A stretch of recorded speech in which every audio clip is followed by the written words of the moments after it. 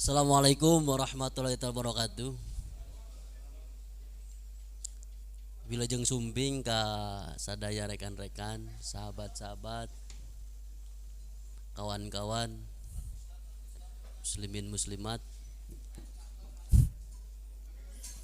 eh Mungkin sebelumnya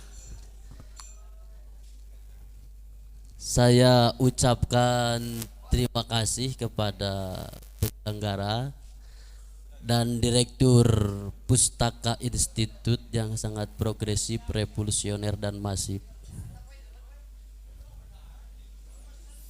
Juga saya tentu sangat mengapresiasi bahwa anak muda hari ini masih memiliki daya juang yang tinggi, kepedulian yang tinggi, dan konsistensi yang tinggi untuk menciptakan perubahan bagi kehidupan bangsa dan negara tercinta kita ini, khususnya di Kabupaten Tasikmalaya.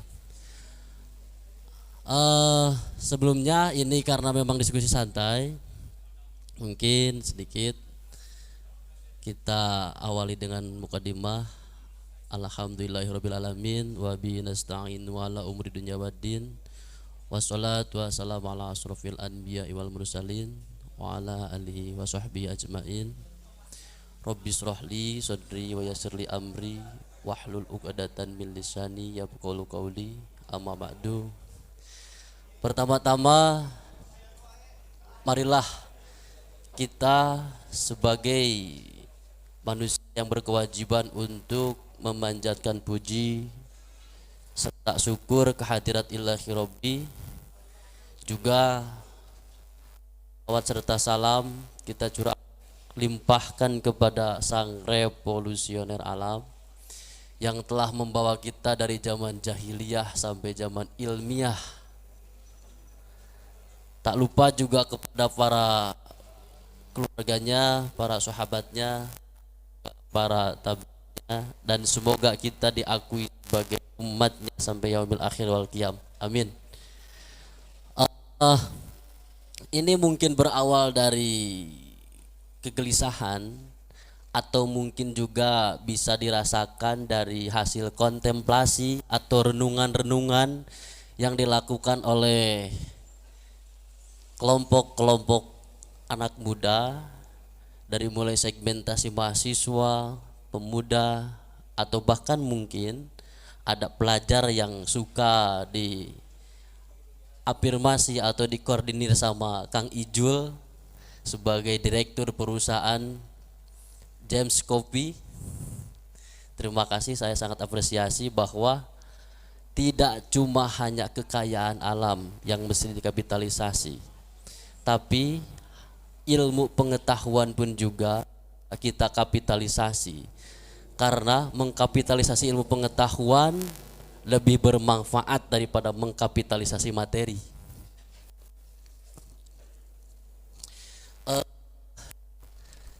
Halo, kembali ke yang tadi bahwa tema yang diangkat oleh Direktur Pustaka Institut Profesor Dr. Ilham Sawaludin MSI, peran milenial di tengah disorientasi demokrasi di Kabupaten Tasikmalaya. Ini sangat menarik. Kenapa saya bilang sangat menarik? Bahwa hari ini bukan cuma hanya disorientasi, tetapi reorientasi juga. Itu. Setelah mengalami disorientasi harus direorientasi. Itu. Nah, juga bila perlu sistem yang hari ini menjadi penentu kebijakan kita semua mesti direformasi mungkin. Nah, bahwa ini berbicara milenial. Milenial itu adalah kita sebagai kalangan muda yang lahir dari tahun 2000. Milenial. Nah, milenial ini adalah kekuatan yang pada hari-hari ini hadir di tengah-tengah keberadaan negara kita di Republik Indonesia. Bahkan hari ini kalau berbicara mengenai data pemilih, kelompok anak muda ini yang disebut dengan segmentasi milenial adalah sebagai kelompok yang memiliki kuantitas tinggi. Nah, tetapi kita sedikit mengupas. Yang pertama, sejauh mana kelompok milenial keterlibatannya dalam proses demokrasi, dan sejauh mana milenial kepedulian terhadap kontestasi di kancah politik daerah maupun nasional. Nah, ini bisa kita kategorikan hanya saja teman-teman kelompok organisatoris yang memang memiliki daya juang dan keinginan yang tinggi untuk memperhatikan, melihat, meng-cross check dan mengkritisi proses berjalannya sistem berdemokrasi di negara kita hari ini. Nah, anak muda hanya satu kekuatannya. Jadi kita ini satu kekuatannya, muda. Nah, cuman kalau kita runtut ke historis agar generasi kita tidak mengalami sebagai generasi yang ahistoris atau buta terhadap sejarah, sehingga kita perlu bagaimana mentauladani, bagaimana menjadikan contoh para pejuang-pejuang kita seperti Natsir, juga Hasyim Asy'ari dan Wahid Hasyim, para pendiri bangsa yang lainnya seperti Bung Karno, Hatta, Natsir, Sarpudin Prawinegara.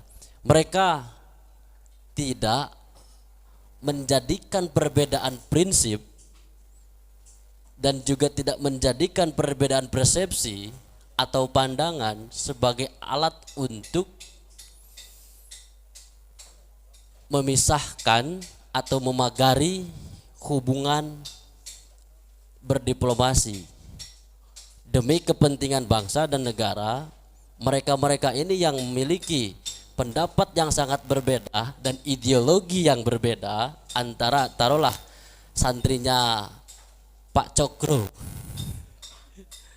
Santrinya Pak Cokro ini ada 3 orang, dan di antara satu persatunya beda-beda paham dan ideologi yang diyakininya.